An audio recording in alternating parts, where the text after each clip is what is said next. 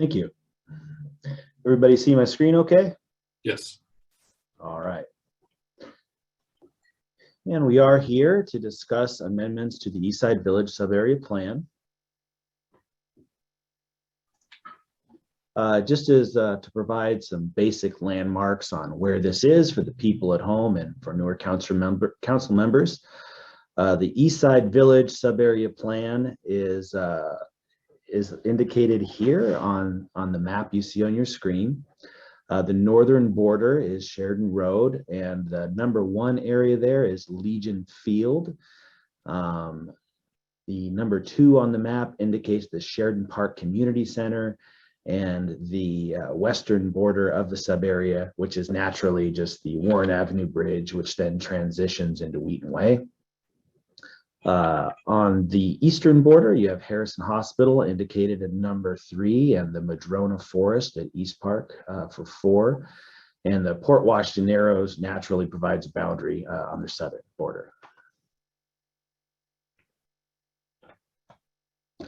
Okay, just to provide a little background, previous to the sub-area plan being adopted, the zone that was in place beforehand was the Employment Center zone. It was a single zone. It had an 80-foot height limit, and there was no cap on density.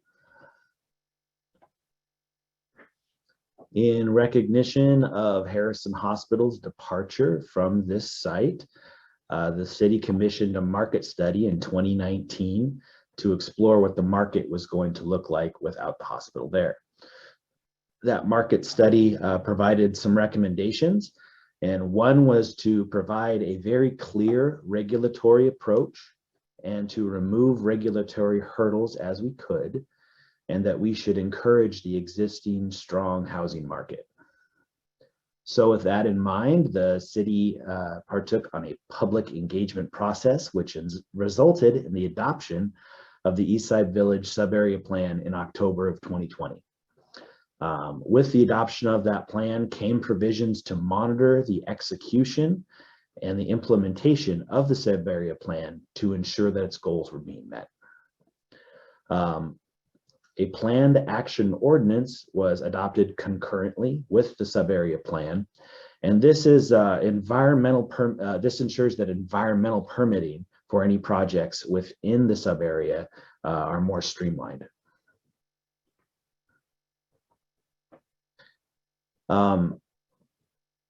As the implementation issues became obvious, staff scheduled a Planning Commission workshop in January of this year. And at that workshop, the Planning Commission requested that staff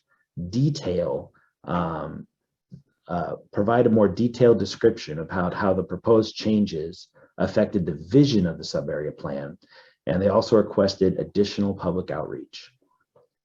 With that in mind, staff contacted all residents and property owners within 300 feet of the sub-area and invited them to an online open house in February of 2022. The online open house was well attended, and we got lots of questions and lots of positive feedback.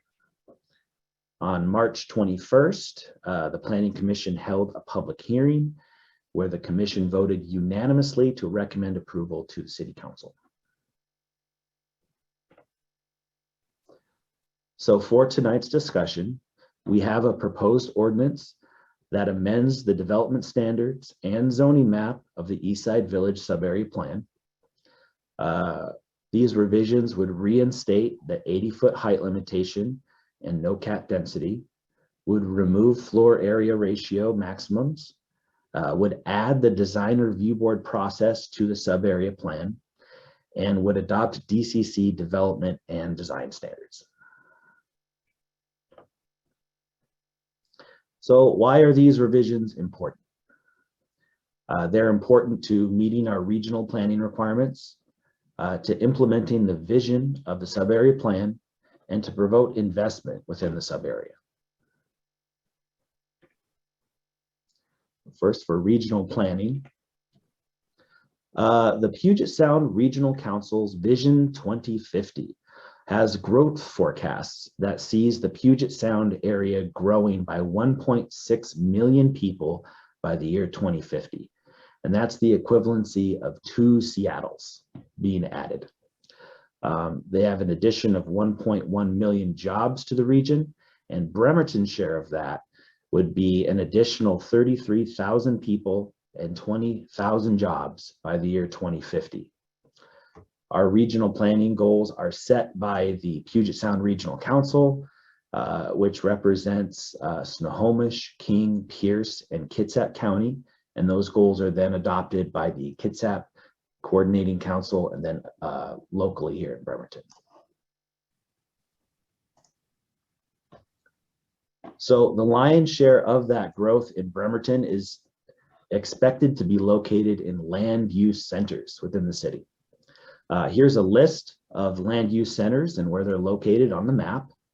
But by concentrating growth within these centers, we're able to better protect the environment from sprawl, ensure that more intense development doesn't spread to low density neighborhoods, make more efficient use of utility and infrastructure investments, and create walkable, bikeable environments for people that enjoy an urban setting.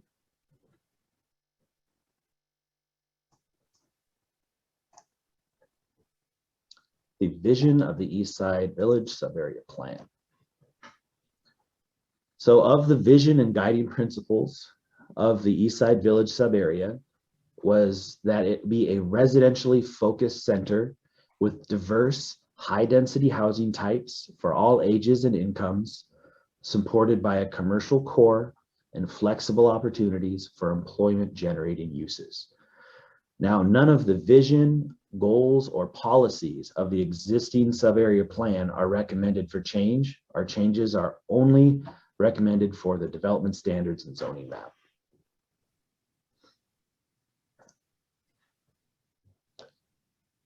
So here are a couple of selected goals and policies. There are 23 total goals and 75 total policies for the subarea.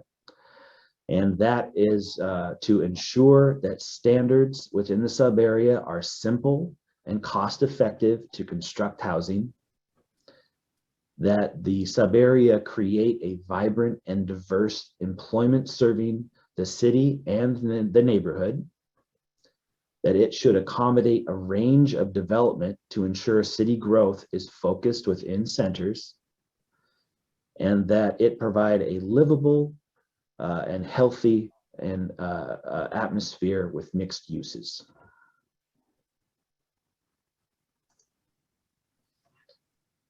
The subarea plan promotes walkability and bikeability on a pedestrian scale.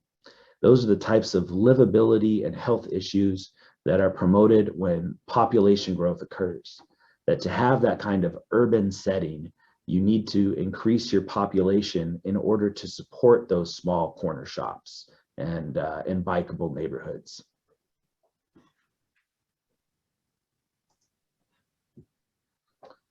So since the adoption of the subarea plan, we've gotten feedback from property owners that the maximum density isn't conducive to constructing housing within the subarea, and that the maximum heights that are currently in place are prohibitive for construction costs, and that the maximum floor area ratios also don't support the types of development that the market would support.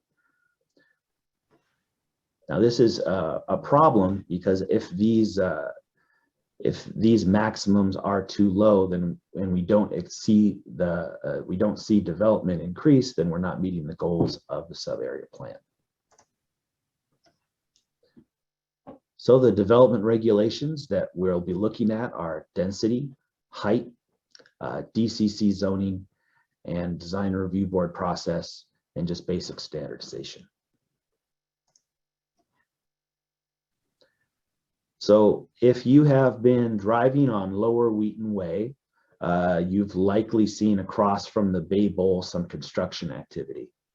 And here is an artist's rendition of what that development will end up being. You're looking here at the Sage Apartments. It's 29 apartment units. And right now, there is a maximum density of 40 dwelling units per acre for this on this lot with the sub-area plan. While this project is 70 dwelling units per acre in reality. Now, this project was approved under the employment center zone before the sub-area plan took effect. So this is a 4-story building, which is about 50 feet tall. And this is the type of development envisioned by the existing sub-area, but that the existing sub-area prohibits because of the maximum densities that are set. Now, once again, the maximum density in this zone is 40 dwelling units per acre in the current sub-area, but it is 70 dwelling units per acre, which was approved under the employment center zone. Now, investor feedback is that the current height regulations are prohibitive due to construction costs. Right now, we have maximum heights within the sub-area of 55 to 75 feet, and the proposal is to raise that to the historic height from the employment center zone of 80 feet. About 75% of the existing sub-area could build to a height of 65 feet to 75 feet. So staff sees this as a fairly modest increase in height from 5 to 15 feet. You'll see a small kind of yellowish area. That is the one zone that we're not proposing to increase height. There'd be no change in the maximum height of 35 feet in that zone. And that's because there are some existing lower intensity uses, single family homes and duplexes in that area, so that there's no increase in height there to buffer those existing uses. So the reason to increase the height to 80 feet has a lot to do with construction costs and construction materials. So both the International Building Code and International Fire Code set maximum heights between 70 and 75 feet. And that can vary with where you measure from. They both measure the maximum height differently. And that can also change with the proposed materials and topography of the site, things like that. So both of these codes allow for 5 levels of wood frame construction that can be built on a concrete and steel podium. So this is the most affordable way to build housing is with wood frame construction. So the 80-foot height maximum is kind of like the building and fire codes are inside of the Amazon box, and the zoning code regulations are the box that holds that outer kind of that outer shell of what's inside. So that we're proposing that 80-foot height limit to ensure that the zoning maximum height is never prohibitive to development of 5 levels of wood frame construction and built on a podium.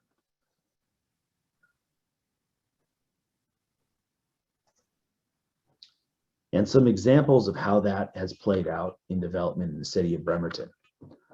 The Spyglass Apartments are 5 levels of wood frame construction built over a concrete and steel podium. The Harborside Flats are 5 levels of wood frame construction. The 606 Apartments are wood frame construction built over a podium. So whereas the difference in that 5 to 15 feet that we're proposing to change to that modest increase in height, it can end up deciding whether a project can pencil or not.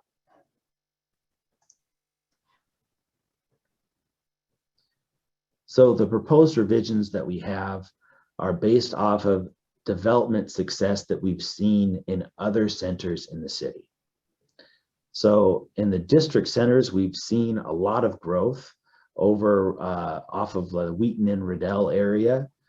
And we're proposing to adopt the development and design standards from the district center's core zone. Now, this will do a couple of things. The development community is already familiar with these development regulations, and we have a proven success record of development actually occurring in the DCC zone. So both the DCC zone also has the same height, density, and FAR requirements that we're proposing for the Eastside Village update. We've also seen a lot of success in the downtown Subarea Plan development. And that is, I would say, primarily due to the success of the Design Review Board. So the Design Review Board is composed of residents in Bremerton that are architects, former city council members, developers, people with a background that's suitable to these types of reviews. They review projects for compliance with the sub-area plan, and they're able to grant departures from some development standards. So while and a departure is if you can't meet a certain dimensional requirement, then they are able to provide essentially a kind of variance. If your project can still meet the goals of the sub-area plan while not meeting that very specific prescriptive requirement. So here's an example of what that means. We've had a lot of questions about what a departure is and what the review process is like for the Design Review Board. Here is the lot that Chung's Teriyaki is currently located on in downtown Bremerton. Now, this is a very oddly shaped lot. It's very small. It's a 4,300 square foot lot that's partially encumbered by an easement for the ferry tunnel. And most people wanted to turn this into a parking lot. That's what we had seen the most requests for in the past. But we got it has a lot of positive things going for it too. It's adjacent to the shipyard and the ferry, and there's a city plaza just to the west. And we had a development proposal to have a ground floor restaurant with 3 apartments above. When we were shown these artists' renditions of what they wanted to build, it looked really nice, but we had to inform them that their building didn't meet the prescriptive requirements of the code. Per Downtown Sub-Area Plan, Chapter 6.3.6a, between the building heights of 19 feet and 45 feet, a building needs to be set back 10 feet from the property line. So I have a little bit of a pictorial reference here.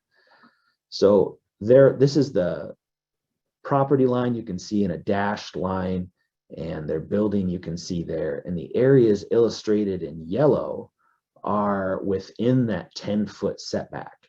So those areas between the height of 19 feet and 45 feet, the building needs to be moved backward.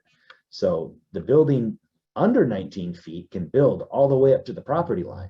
But once you pass that 19-foot mark, you need to push your building back 10 feet.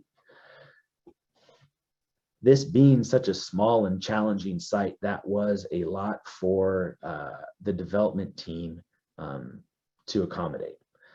So they asked for a departure from the Design Review Board, and they pointed out that they were meeting the intent of the design guidelines by adding features to the building that would offset this 10-foot setback. They added these large light panels that will change colors at night, Juliet balconies to add a little bit of modulation, and so that people can have an access to outside. The kind of wood paneling on the front sets off of the facade and adds some additional interest. And you can't see here, but there are some weather protection elements that that go out over the pedestrian entrances. So thanks to the Design Review Board and their review, this building was able to be approved and as an asset to downtown Bremerton. And in fact, every development that has occurred within downtown has had at least one departure from the Design Review Board. Bremerton is an old city with odd shaped lots and odd circumstances that are on many of the parcels here. And development often can't meet those prescriptive standards because this isn't greenfield development. So it'll be an asset to have the Design Review Board be able to provide departures in instances where specific prescriptive requirements can't be met by development. Now, the current zoning of the sub-area plan includes 4 separate zoning districts and 3 overlay districts. The center residential high zone, mixed use zone, and multi-use zone all allow for both residential and commercial uses, but that there are different heights and densities and floor area ratios that are allowed. The center residential low zone, you'll see once again up there in the kind of north eastern portion of the sub area, that isn't proposed for changes in density or height. The 3 overlay districts, the multi-use residential and multi-use commercial, are both tied to an incentive program. And the multi-use entrepreneurial zone is intended to promote small business. So the proposed zoning would result in 2 zoning districts, maintaining that low intensity area that we talked about previously, and then the multi-use zone absorbing those other zones, and 1 overlay district, which would be the multi-use commercial district. So as you can see in this side-by-side picture, on the existing zoning map, there's those mixed use areas that are in orange, and those are to promote commercial development. And they have the mixed use commercial core overlay that is also supposed to promote commercial development. Well, in the proposed zoning map, the multi-use commercial core overlay dissolves those 2 zones and overlays into 1 feature that promotes commercial development. It's a much less busy way of getting at the sub-area plan vision of promoting a commercial core in a much more simplified way.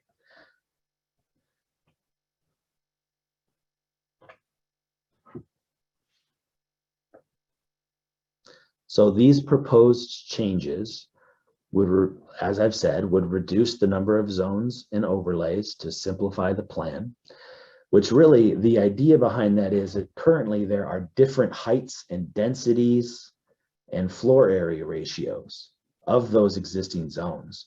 But if you are making all of those the same, then there's no reason to maintain those separate zones. If you have the same uses that are commercial and residential that are allowed, the same height and density that are allowed, then there really is no reason to have those additional zones. Removing street frontage design in chapter 5.4, so which you can see if you'd like to visit the existing sub-area plan.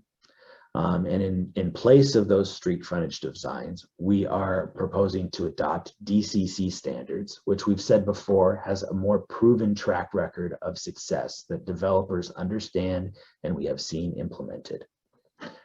That chapter 6 transition from design guidelines to a design guidance chapter for the Design Review Board. So chapter 6 right now provides some direction on the design of art and architectural elements that are desired within the sub area. And now that chapter would help inform the Design Review Board on how to best review projects. And as far as sub-area streamlining is concerned, there are some odds and ends within the sub-area, like there are specific drive-through standards that are within the sub-area. Well, the city council recently adopted updated drive-through standards.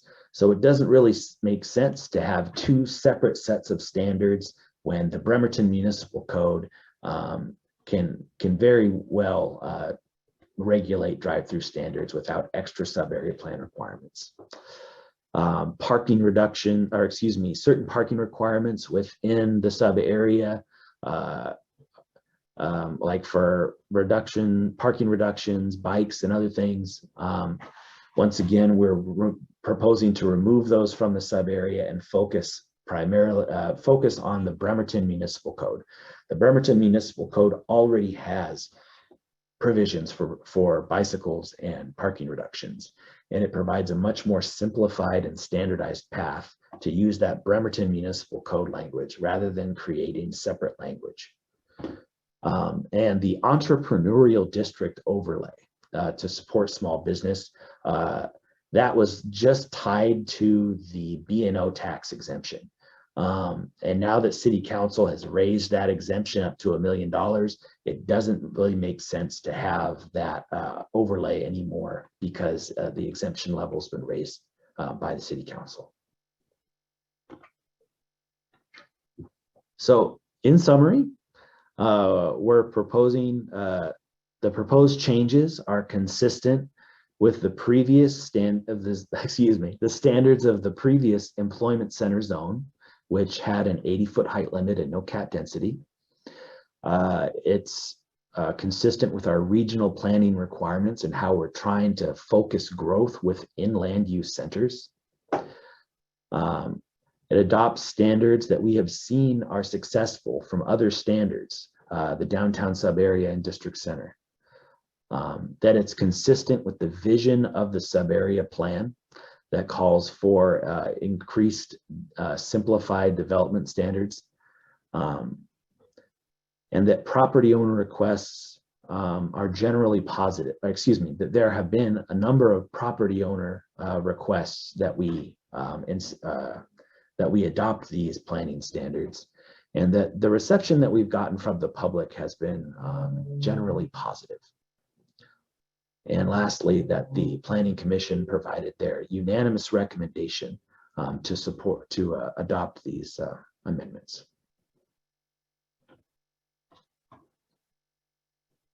So staff recommends that the City Council hold an open record public hearing, consider testimony, and approve the proposed amendments. And we're available for questions. And Council President, just before we get going, I just want to add the vision and the direction of the sub-area plan isn't changing. This is why I want to put any fears at rest here. This sounds like a lot of changes, but the vision and direction of the plan remains the same. And I'm saying this because there's so many new folks on board, and President Goodnow will say, we're very good at monitoring our success of our plans and our development regulations and making tweaks where we need to. And while this seemed like a very long presentation and it's lots of tweaks, it's tweaks in the right direction so that we achieve the vision that we have laid out in the plan. We never want to adopt a plan, put it on the shelf and say it's good enough. And yes, it's only been 18 months since we adopted this. We just need to make some tweaks to take the best of the best in other places of the code and get it into this one as well. So I just wanted to leave you with that thought, because this all seems very overwhelming, but what we're talking about is some real minor modifications to the vision of the plan. So thank you. Thank you. Jennifer.